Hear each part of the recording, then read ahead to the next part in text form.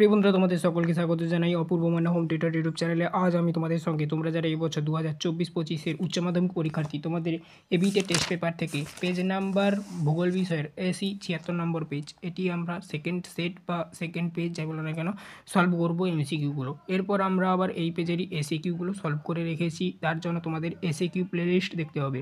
MCQ প্লেলিস্টের মধ্যে তোমাদের ভূগোল বিষয়ে যতটা যে কটা পেজ রয়েছে সমস্ত পেজের এমসিকিউগুলো সলভ করা রয়েছে, আর এসিকিউ প্লেলিস্টের মধ্যে সমস্ত পেজের এসিকিউগুলো সলভ করা রয়েছে ভিডিও আকারে পেজ ধরে ধরে। তো চ্যানেলে নতুন থাকলে সাবস্ক্রাইব করে নিও, বেল আইকন অপশানে সেভ রাখো। আজ আমরা এসি 76 নম্বর পেজের এমসিকিউ প্রশ্ন উত্তরগুলো, এমসিকিউর যে প্রশ্ন সেই প্রশ্নগুলো সলভ করে দিচ্ছি, দেখে নাও।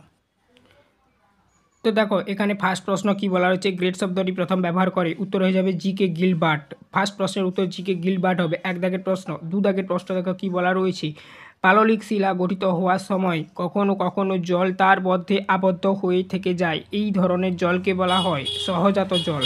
উত্তর হয়ে যাবে সহজাত জল, সি হবে উত্তর দুয়ের দাগের প্রশ্নের। তিনের দাগের প্রশ্ন দেখো, নিরক্ষীয় জলবায়ু অঞ্চলের একটি বৈশিষ্ট্য হলো, উত্তর হবে অপরাহ্নে পরিচালন বৃষ্টিপাত। তাহলে উত্তরটা কী হবে, অপরাহ্নে হচ্ছে পরিচালন বৃষ্টিপাত ঘটায়, ডি হবে তিন দাগের প্রশ্নের উত্তর। চার দাগের প্রশ্ন দেখো,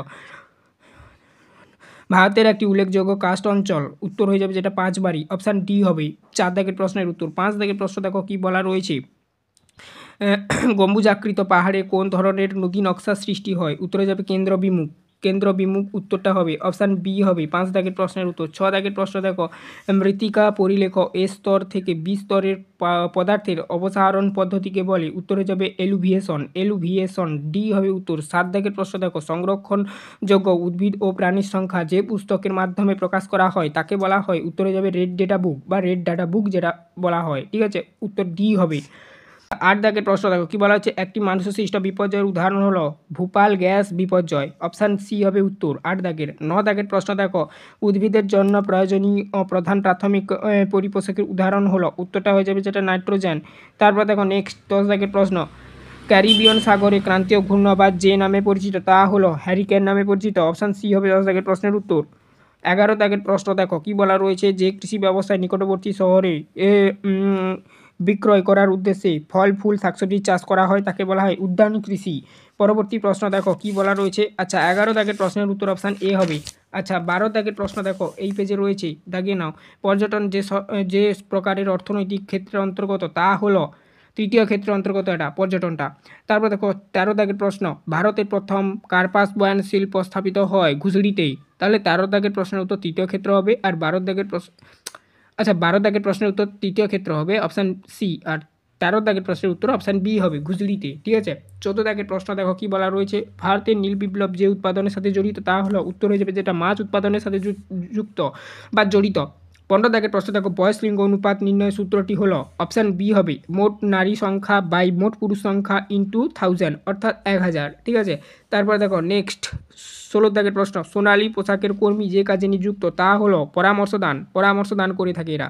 তারপরে দেখো নেক্সট 17 দাগের প্রশ্ন, কোন শহরে মোট জনসংখ্যা 10 লক্ষের বেশি হলে তাকে বলা হয় মহানগর। পরবর্তী প্রশ্ন 18 দাগের প্রশ্ন, ভারতে প্রথম নিউজ প্রিন্ট কারখানা স্থাপিত হয় নেপাল নগরে, ঠিক আছে, অপশান বি হবে। পরবর্তী প্রশ্ন দেখো 19 দাগের প্রশ্ন, ওজোন স্তর ধ্বংসের জন্য যে গ্যাস দায়ী তা হলো ক্লোরোফ্লোরকার্বন বা সিএফসি যাকে বলা হয়, অপশান ডি হবে। পরবর্তী প্রশ্ন 20 দাগের প্রশ্ন, ছত্তিশগড়ের প্রধান লৌহ আকরিক উৎপাদনটি হলো দলিল রাজহারা, উত্তর হবে এইটা, ঠিক আছে, দলিল রাজহারা। পরবর্তী প্রশ্ন 21 দাগের প্রশ্ন, সুয়েজ খাল সংযুক্ত করেছে, উত্তরে যাবে ভূমধ্যসাগর ও লোহিত সাগরকে, অপশান ডি হবে উত্তর 21 দাগের। এই ছিল টোটাল তোমাদের 21টি এমসিকিউ প্রশ্ন। এরপর আমরা পরবর্তী যে পেজটি রয়েছে সেই পেজের এমসিকিউগুলো সলভ করে রেখেছি, দেখে নিবে। প্লেলিস্টের মধ্যে পেয়ে যাবে ক্লাস, আর এসিকিউগুলো আমরা আলাদাভাবে ভিডিও আকারে সলভ করে দেবো। সেগুলোর ক্লাস পেতে হলে এসিকিউ প্লেলিস্ট চেক আউট করতে হবে। চ্যানেলে নতুন থাকলে সাবস্ক্রাইব করে নিও, বেল আইকন অপশানে সেভ রাখবে, যখনই যে কোনো ক্লাস আপলোড হলে তোমার কাছে নোটিফিকেশন স্বরূপ পৌঁছে যাবে। কলেজ স্তর পর্যন্ত অবশ্যই সমস্ত ক্লাস পেতে অবশ্যই আমাদের চ্যানেলটাকে সাবস্ক্রাইব করে নিও।